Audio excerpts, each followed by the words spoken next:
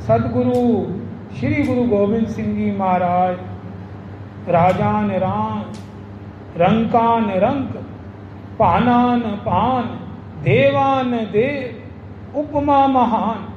उन्हों की उपमा की कही है कलगी वाले पातशाह।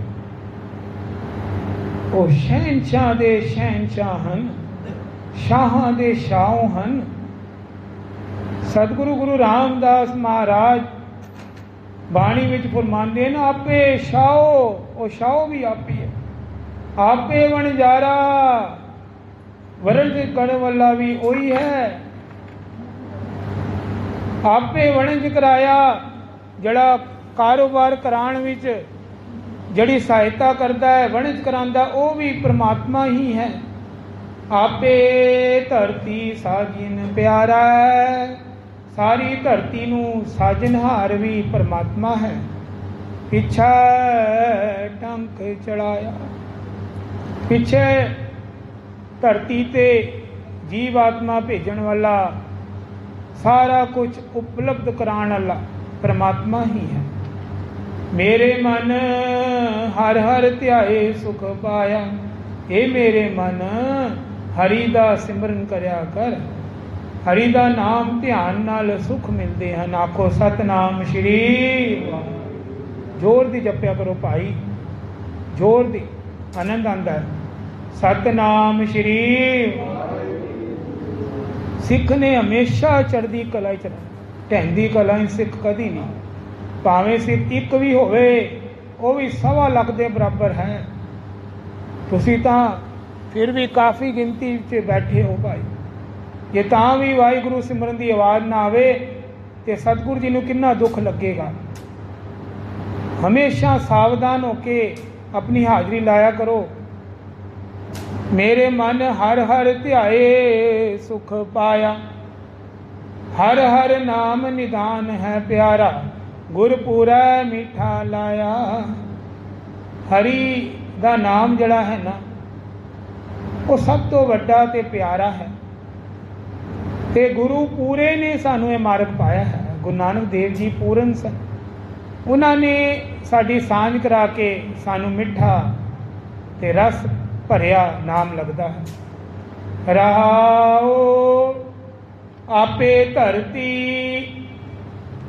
आप जल प्यारा। धरती भी वही है ते जल रूप भी परमात्मा है। आपे करे कराया, सब कुछ आप ही कर रहा है, वही वरतदा है प्यारे। आपे हुक्म वरतदा प्यारा, हुक्मे अंदर सबको, बाहर हुक्म ना कोई। एक उना ही परमात्मा दा ही सत्ता चलती है, संसार हुक्म चलता है। ਵਰਤਦਾ ਪਿਆਰਾ, ਜਲ ਮਾਟੀ ਬੰਦ ਰਖਾਇਆ। ਜਿਨ੍ਹਾਂ ਨੇ ਜਲ ਔਰ ਮਿੱਟੀ ਨੂੰ ਦੇਖ ਲਓ ਬੰਦ ਕੇ ਰੱਖਿਆ, ਬੰਦ ਕੇ। ਜਲ ਜ਼ਿਆਦਾ ਹੈ ਧਰਤੀ ਤੇ, ਥੱਲੇ ਜਲ, ਉੱਪਰ ਜਲ ਹੀ ਜਲ ਹੈ।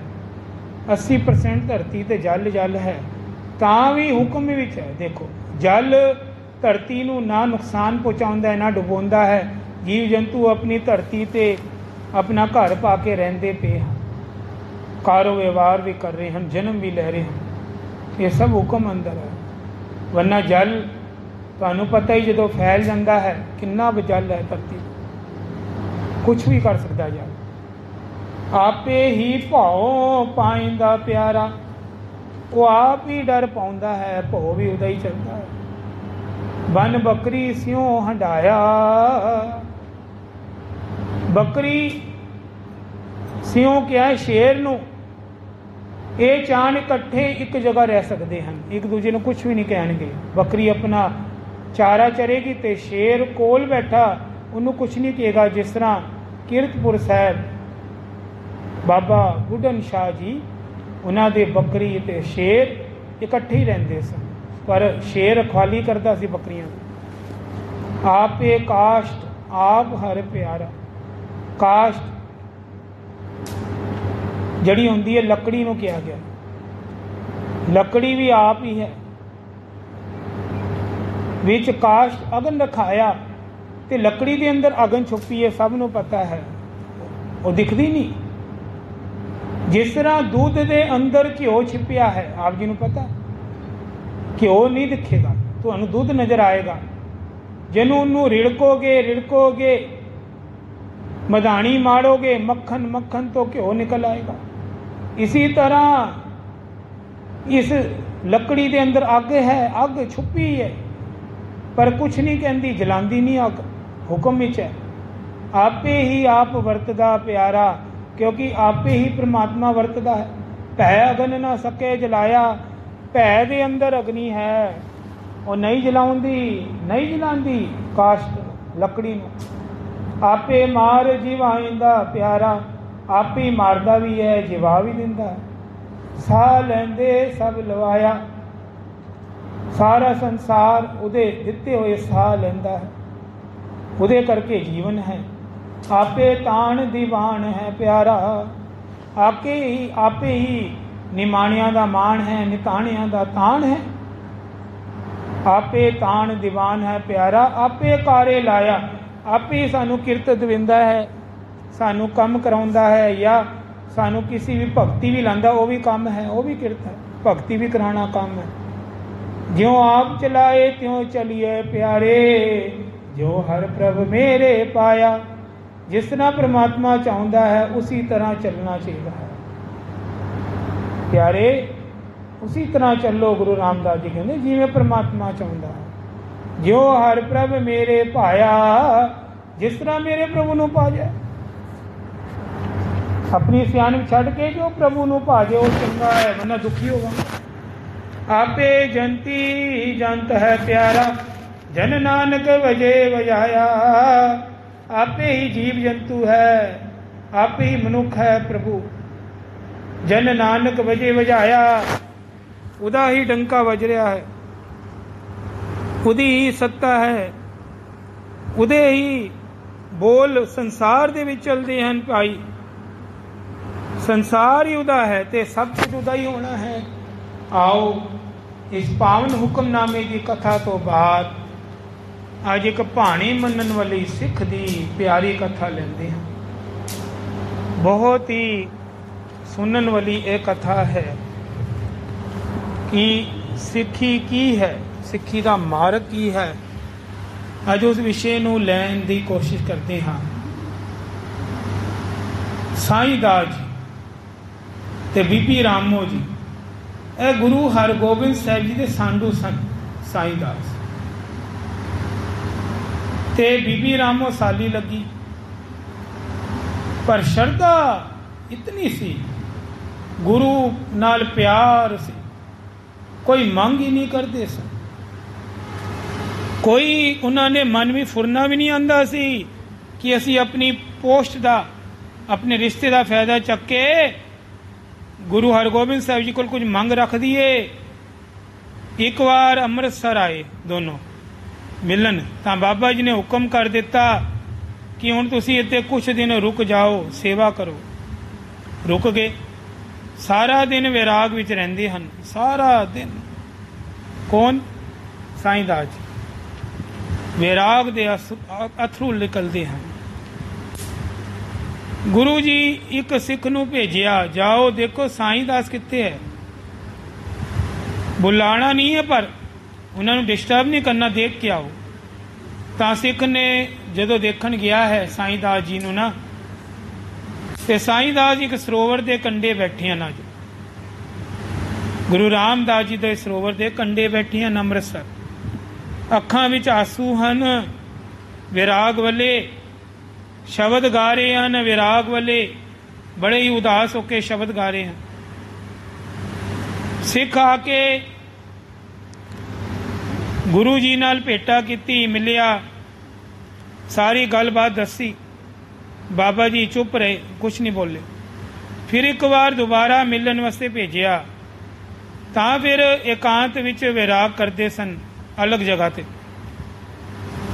ਫਿਰ ਸਿੱਖ ਨੇ ਆ ਕੇ ਦੱਸਿਆ, ਗੁਰੂ ਜੀ ਚੁੱਪ ਰਹੇ। ਹੁਣ ਇੱਕ ਦਿਨ ਫਿਰ ਸਿੱਖ ਨੂੰ ਭੇਜ ਦਿੱਤਾ ਕਿ ਸਾਈਂ ਦਾਸ ਜੀ ਲੱਭੋ ਕਿੱਧਰ ਹਨ। ਸਾਈਂ ਦਾਸ ਇੱਕ ਬਿਮਾਰ ਸਿੱਖ ਦੀ ਬੇਨਤੀ ਤੇ ਨਾ ਉਹਦੇ ਘਰ ਰੁਕਿਆ ਹੋਇਆ। ਅੱਜ ਕੱਲ੍ਹ ਸਰੋਵਰ ਦੇ ਕੰਢੇ ਨਹੀਂ ਆ ਰਹੇ। ਉਸ ਸਿੱਖ ਦੀ ਸੇਵਾ ਵਿੱਚ ਉਹਦੇ ਘਰ ਚਲੇ ਗਏ ਹਨ ਬਿਮਾਰ ਸਿੱਖ। घर सेवा करन चले गए, उसका अंतिम वेला सी। देख लो, पता नहीं किन्ने टाइम 2 महीने रुके होने, अंतिम वेला संभालन गए हैं सिख का तरस खा के। ਉਹਦੇ घर आप हथी सारी कार्रवाई करते हैं, उन्होंने कपड़े बदलवाते हैं, खाना रोटी देंगे हैं, नवाते हैं, सब कुछ दे रहे हैं। साईं दास जी मनुख के अंदर रब लभदे हैं, मनुख के अंदर। उस वेले एक मनुख की सेवा विच अपना जीवन मन लिया साईं दास जी। गुरु जी ने सब पता है, अंतरजामी गुरु। बीमार सिख की सेवा हो रही है। हुण की होया, अंतिम वेला नज़दीक सी। साईं दास नू बेनती करन लग गया सिख,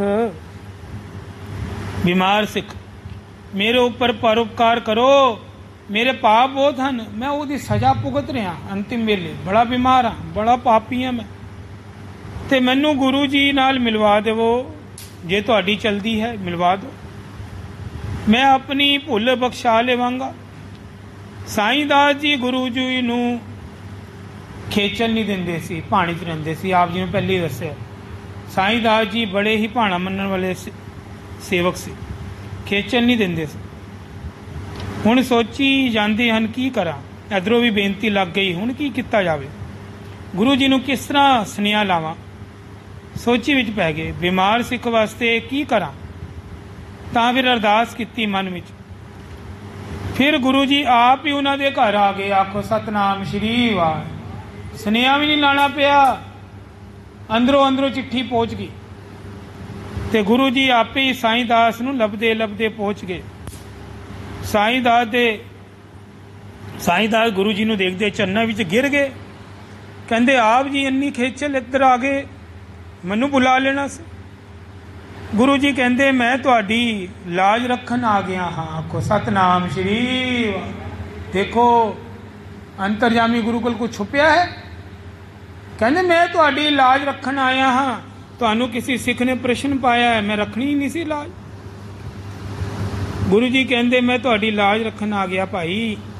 तां फिर बीमार सिख वल देख के पुछन लगे, दसो सिखा की चाहुंदा है तू,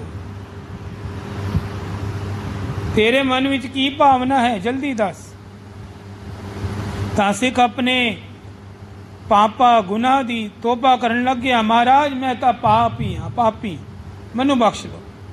पर साईं दास अखां नीवी करके हथ जोड़ के खड़े सन। हुण गुरु जी ने मेहर कीती, सिखा जप वाहे गुरु, तुसी भी जपो, जप वाहे गुरु। देखो इस तरह अंतिम वेला संभालता। गुरु जी ने युक्ति पता सी की इहदे कोल करवाना है, किस तरह इन्हू मुक्ति देनी है। वाहिगुरु करा के ना अंत वेला आ गया ते साह उहदे निकल गए। जा अंत काल विच नारायण सिमरदे तेरा भला होसी। हुण सिख ने प्राण छड़ दिते,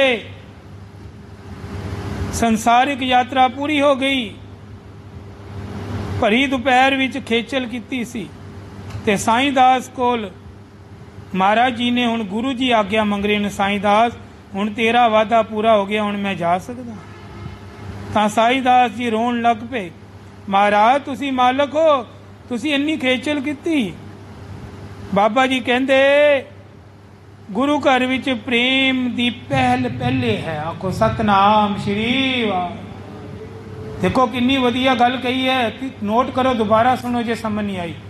कहंदे गुरु घर दे अंदर सब तो पहली पहल प्रेमा भगती नू दिती गई है। जड़ा सिख मैनू प्रेम करता है उहदे वास्ते मैं खेचल आण विच कोई नहीं समझदा, मैं पहुंचांगा, उहदी लाज रखां, आ जांगा।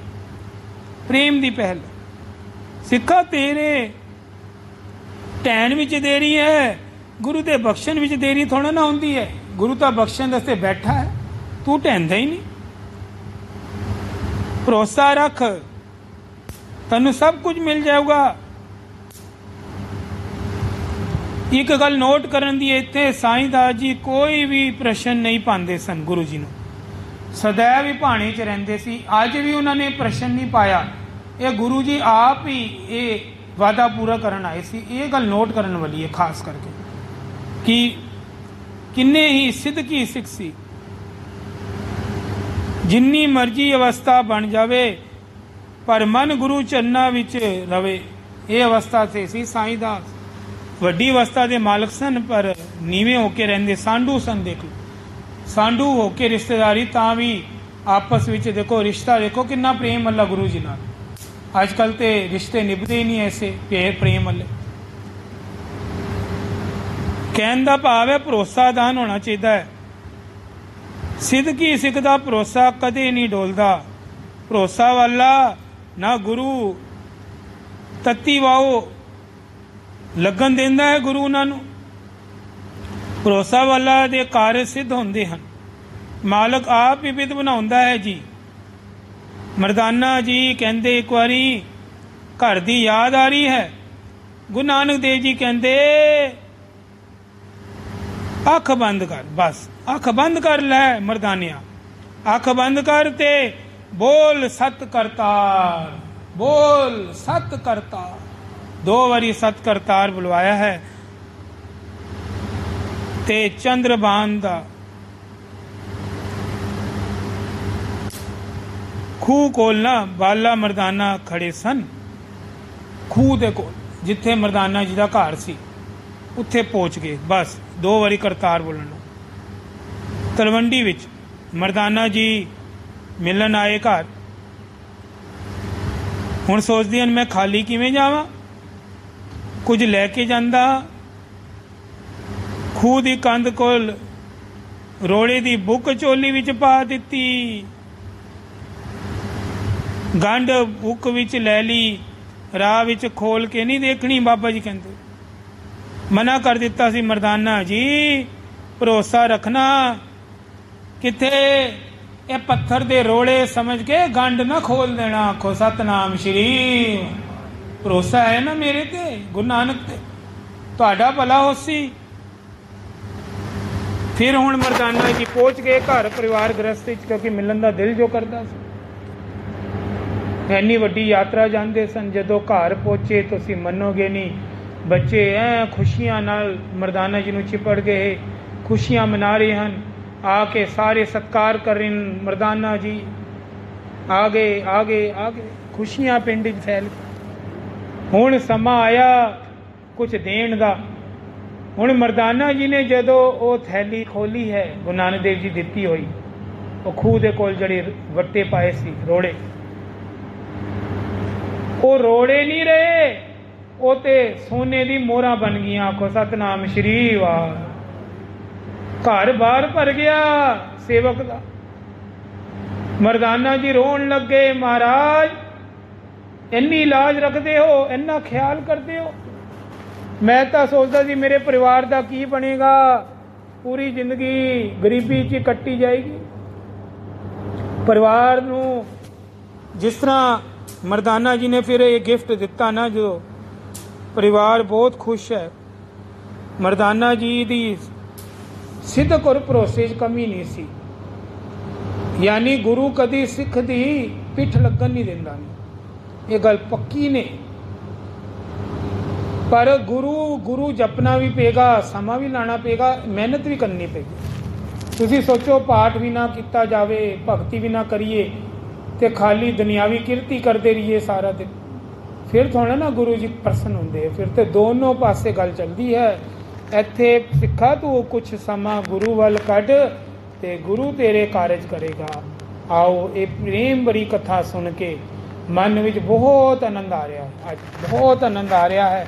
ਐਸੇ ਗੁਰਸਿੱਖਾਂ ਦੀ ਜੀਵਨੀ ਸੁਣ ਕੇ ਨਾ ਭਿੱਜ ਗਿਆ ਹੈ ਮਨ। ਅੱਜ ਦਿਲ ਕਰਦਾ ਹੈ ਕਿ ਗੁਰੂ ਗ੍ਰੰਥ ਸਾਹਿਬ ਜੀ ਸਾਹਮਣੇ ਹਾਜ਼ਰ ਨਾਜ਼ਰ ਹਨ, ਕਿ ਇਹਨਾਂ ਦੇ ਜਿੰਨੇ ਸ਼ੁਕਰਾਨੇ ਕਰੀਏ, ਜਿੰਨਾ ਘੱਟ ਹੈ, ਜਿੰਨਾ ਨਾਮ ਜਪੀਏ ਘੱਟ ਹੈ। ਮਹਾਰਾਜ ਆਪਣੀ ਗਲਵਕੜੀ ਵਿੱਚ ਲੈ ਲਓ। ਮਹਾਰਾਜ ਆਪਣਾ ਪ੍ਰੇਮ ਸਾਡੀ ਵੀ ਝੋਲੀ 'ਚ ਤਿਨਕਾ ਪਾ ਦਿਓ, ਜੇ ਕਿਰਪਾ ਹੋਏ ਗੁਰੂ ਹਰਗੋਬਿੰਦ ਸਾਹਿਬ ਮਹਾਰਾਜ। ਸਾਰੇ ਜਪੋ ਵਾਹਿਗੁਰੂ ਵਾਹਿਗੁਰੂ ਵਾਹਿਗੁਰੂ ਵਾਹਿਗੁਰੂ।